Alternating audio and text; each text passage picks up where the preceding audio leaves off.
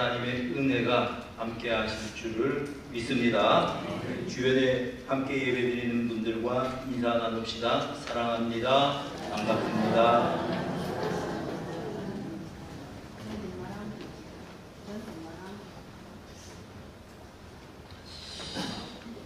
여러분, 우리가 읽은 요한복음에는 예수님께서 친히 이제 떡과 잔을 나누어 주셨다는 성찬의 구체적인 모습은 우리에게 일러주고 있지를 않습니다. 그 대신에 최후의 만찬석상에서 예수님께서 제자들을 이제 이 섬기시는 마음으로 발을 씻어주신 사건이 하나 기록이 되어 있고, 또 하나 오병이어의 사건 이후에 긴 떡에 대한 그런 설교가 이제 있습니다.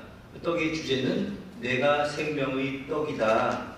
마치 예수님께서 오병이어를 통해서 모든 사람들에게 나누어 주신 것처럼 사실은 내가 이 세상을 위해서 온 생명의 떡이다. 그런 말씀을 전해 주셨습니다.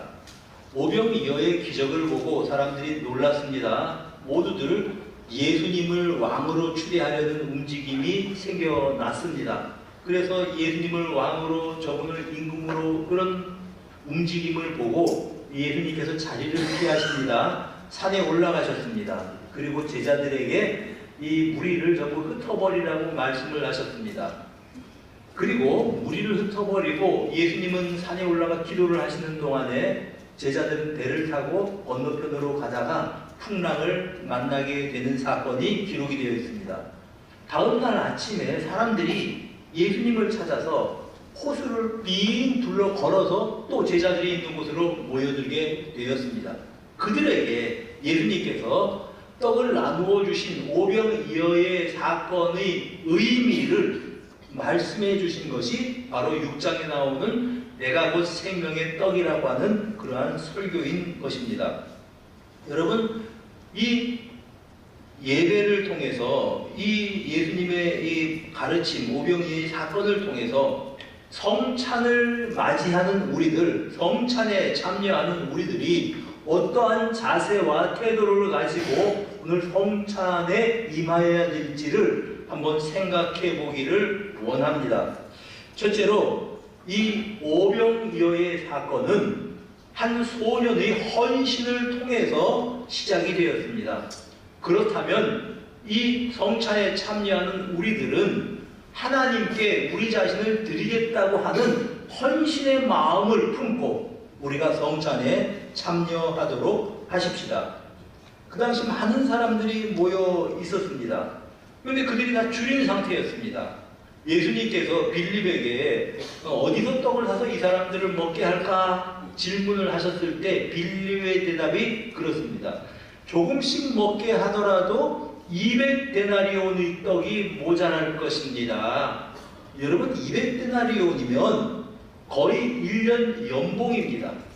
그 많은 돈을 가지고 있을 리도 없었고, 또 그 광야에서 떡을 살 만한 마트도 상점도 아무것도 없었습니다. 근데 어떻게 이 사람들을 먹일 수 있느냐라는 것이 빌립의 말이었습니다.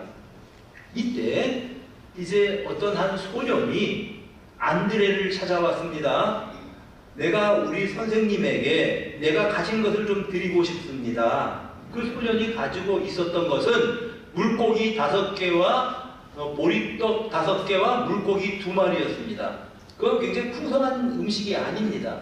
아주 작은 떡, 그리고 작은 물고기 2개. 그러니까 아마도 이 소년의 어머니가 이 소년에게 요기를 하라고 준 그런 이제 그 음식인 것 같습니다. 그거를 가지고 있었던 소년이 모든 사람들이 다 배가 고픈 상태였지만 선생님이 예수님께서 줄이실 것이다 생각을 해서 마음이 쓰여서 우리 선생님께 드리고 싶습니다. 그래서 안드레가 그 소년을 데리고 예수님께 찾아오게 된 것입니다.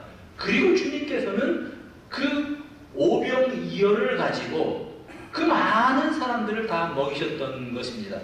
한 작은 소년의 헌신이 그런 기적을 일으켰습니다. 여러분, 우리 주님께서는 그분 그 한 분이 자신의 몸을 우리의 인류를 위해서 대속 제물로 주셨고, 그 때문에 우리가 죄 용서함을 받고 하나님의 자녀가 된 것입니다. 여러분, 우리 주님께서 가르쳐 주신 것은 이것은 너희를 위한 내 몸이다. 이 성찬을 나누면서 제자들에게 나누어 주셨듯이 오늘도 성찬 그 식상에 임재하시는 주님께서 그분의 몸을 우리를 위해서 떼어주시는, 나눠주시는 헌신의 시간이 이 성찬식인 것입니다. 우리가 이 주님의 헌신에 감사하면서 성찬에 참여하기를 바랍니다. 요한복음 6장 35절에 예수님께서는 말씀하셨습니다. 예수께서 이르시되 나는 생명의 떡이니 내게 오는 자는 결코 줄이지 아니할 것이요 나를 믿는 자는 영원히 목마르지 아니할 것이라. 여러분, 주님께 오는 사람은 줄이지 않고 목마르지 않을 것입니다. 요한복음 6장 47절에 진실로 진실로 너희에게 이르노니 믿는 자는 영생을 가졌나니 내가 곧 생명의 떡이로다. 주님의 떡을, 주님의 몸을 나누어 먹는 사람들은 영생을 소유한 사람들이라고 성경이 말씀하고 있습니다. 예수님은 모든 인류를 위해서 자기의 몸을 내어주셨습니다. 이 소녀는 예수님께 자신의 점심 식사를 내어드렸습니다. 마찬가지로 오늘 우리는 성찬에 참여하면서 우리 자신을 하나님 앞에 드리면서 헌신의 마음을 가지고 성찬에 참여하는 저와 여러분들이 되시기를 바랍니다. 요한복음 1장 29절에 세례요한은 예수님을 향하여 이렇게 선포합니다. 보라, 세상 죄를 지고 가는 하나님의 어린 양이로다. 세상 죄를 지고 가기 위해서 자신의 몸을 들이신 예수님이시기 때문에 예수님은 사람들의 죄를 용서해 주신 것입니다. 한 여인은 예수님께와 향유 옥합을 깨어서 발에 붓고 그리고 눈물로 그의 발을 닦았습니다. 그 여인을 향해서 주님께서 하신 말씀이 내 죄사함을 받았느니라. 어떤 한 사람은 중풍병에 걸려서 친구들이, 그의 지인들이 침상채로 들고 예수님께 그 사람을 데리고 왔습니다. 예수님께서 그 사람을 보고 소자야 내 죄사함을 받았느니라. 자신의 몸을 내어주신 주님이시기 때문에 이런 말씀을 하셨던 것입니다. 오늘 성찬에 참여할 때 우리 주님께서 내 죄사함을 받았느니라 선포하는 주님의 선포를 듣는 우리들이 되기를 바랍니다. 그리고 우리도 주님을 위해서 내 인생을 드리겠습니다. 내 삶을 내어드리겠습니다. 헌신하는 마음으로 성찬에 참여하는 우리 모두가 되기를 바랍니다. 이 성찬이 감사의 시간이 되기를 바랍니다. 오늘 보니까 예수님께서는 그 떡과 물고기를 받아서 축사하신 후에 나누어 주셨다. 11절에 그렇게 말씀합니다. 이 축사는 감사 기도인 것입니다. 여러분, 이 광야에서 한 소년이 드린 것이 아주 적은 것입니다. 근데 그것을 가지고 감사 기도하십니다. 앞에 있는 사람들은 뭐 몇만 명이 되는, 남자만 5,000명이니까요. 그 사람들이 모여 있었습니다. 무슨 감사를 하셨을까요? 하나님, 지금까지도 나의 기도를 들어주셔서 감사드립니다. 이 사람들에게 광야에서 만나를 먹이셨듯이 배불리 먹여주시기를 원합니다. 감사 기도를 드렸다고 하는 겁니다. 여러분, 예수님께서 이 기적을 행하실 때에 이제 먼저 감사를 했다라고 하는 말씀입니다. 감사를 먼저 해서 그 감사를 통해서 이 기적이 나타났다라고 하는 것을 우리가 생각합니다. 마치 광야에서 떡을 나누어 주셨던 주님, 그 식탁에 참여했던 사람들처럼 우리도 감사하는 마음을 품고 이제 성찬에 참여하기를 바랍니다. 예수 그리스도를 세상에 보내주신 일이 감사할 일입니다. 주님께서 십자가를 지신 것이 감사드릴 일입니다. 주님께서 승리하셨기 때문에 우리도 승리에 동참한 사람들이 되었습니다. 감사할 일입니다. 주님께서 부활하셨기에 우리는 부활의 소망을 가지고 살게 되었습니다. 감사할 일입니다. 무엇보다도 우리는 하나님의 자녀가 되었습니다. 이것을 우리가 감사할 일입니다. 여러분 요한일서 5장 13절 우리에게 이렇게 말씀을 하십니다. 내가 하나님의 아들의 이름을 믿는 너희에게 이것을 쓰는 것은 너희로 하여금 너희에게 영생이 있음을 알게 하려 함이라. 영생이 있음을 알게 하려 함이라. 사랑하는 여러분, 오늘 성찬에 동참하면서 내게 영생이 있다고 하는 사실을 확신하면서 소망 가운데 감사하면서 성찬에 참여하시기를 주님의 이름으로 축복합니다.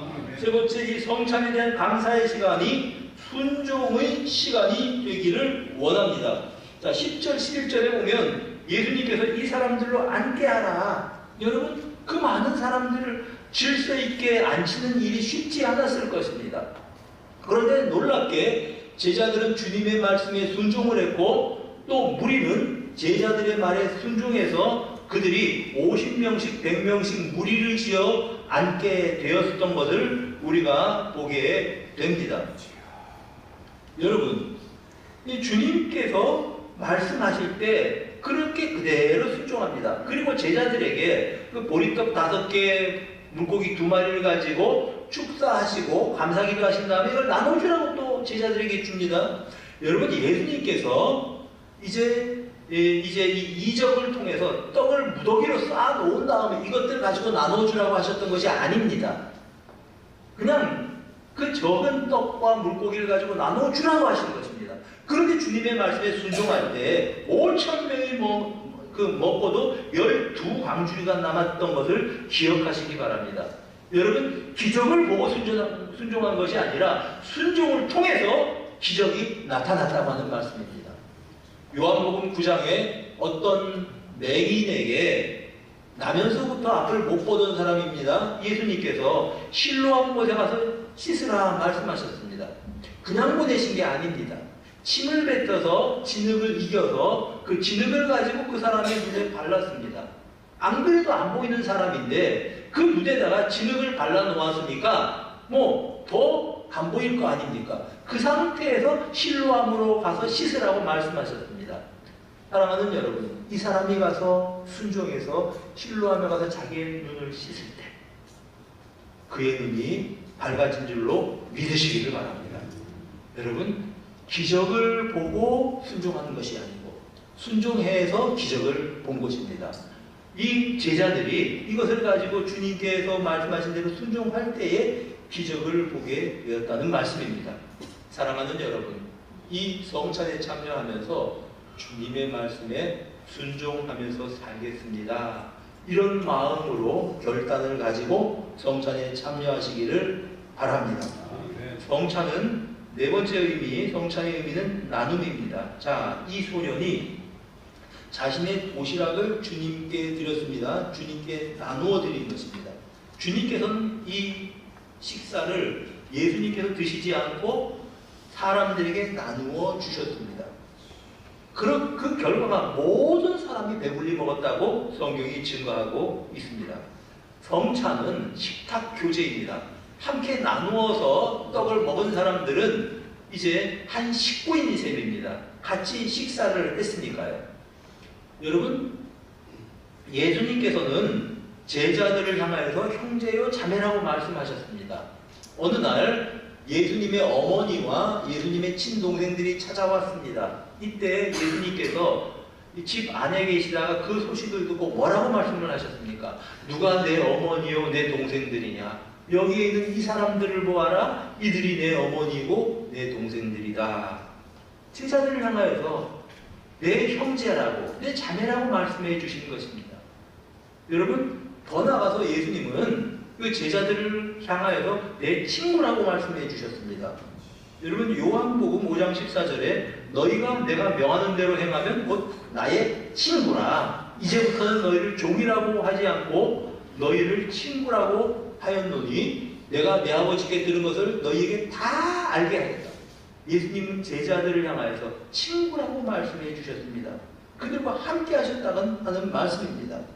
여러분, 가족들은, 친구는 슬픈 일과 기쁜 일을 나누는 사람입니다. 오늘 함께 성찬에 동참하는 사람들은 광야에서 함께 나누어 먹었던 것처럼 가족입니다. 형제, 자매입니다. 기쁜 일과 슬픈 일을 나누는 그런 이제 하나님의 자녀들인 것입니다. 우리 성도들 성찬을 통해서 우리가 하나 되었다고 하는 유대감을 다시 한번 확인하시고 기뻐하는 자들과 함께 기뻐하고 또 우는 자들과 함께 울어주는 따뜻한 사랑의 교제를 나누는 우리 모든 성도님들이 되시기를 바랍니다. 함께 먹고 마신 사람이 식구입니다. 오늘 함께 성찬에 동참한 우리들은 한 가족이라고 하는 말씀입니다. 다섯 번째로 성찬을 참여하면서 내가 섬기는 사람이다 그런 마음으로 성찬에 동참하시기를 바랍니다. 자, 여러분 제자들이 앉아있는 사람들에게 떡을 나누어 주었습니다. 식탁 봉사를 한 거지요. 여러분 이 식탁 봉사는 누가 하는 일인가 하면은 종들이 하는 일입니다. 여러분 이 종이라고 하는 말을 디아코노스라고 그렇게 말해요. 디아코노스. 이 종이라고 하는 말이 여기에서 어떤 단어가 나왔냐면 디콘. 영어로 집사를 디콘이라고 말하잖아요. 디코니스. 그러면 이제 여집사는 디코니스라고 하거든요. 디아코노스, 종이라고 하는 뜻입니다. 집사가. 교회에서 섬기는 사람인데 원래의 의미는 식탁에서 식사를 시중두는 종을 가리키는 말입니다. 그런데 지금 제자들이 지금 식탁을 섬기는 종처럼 무리들을 섬겼다고 하는 말입니다. 여러분 우리가 성찬에 동참하면서 이렇게 섬기는 마음으로 종된 마음으로 성찬에 동참하여야 할 것입니다. 여러분 이제 예수님께서 이 6월절 식사 마지막 만찬을 하실 때의 일입니다. 어느 누구도 여기에 대해서 이렇게 심각하게 생각한 사람이 없었던 것 같습니다. 무슨 일인가 하면 발을 씻는 사람이 아무도 없었습니다. 유대인들은 본래 이제 이 식사를 아주 격식 있는 만찬을 하게 될 때에 들어가는 입구에 통에 물을 담아두고 그 물에서 손을 씻고 발을 씻기도 했습니다. 그런데 특별히 지체가 높은 사람들의 경우에는 종들이 그 발을 씻어주었던 겁니다. 자, 제자들과 예수님이 함께 식사를 하고 있습니다.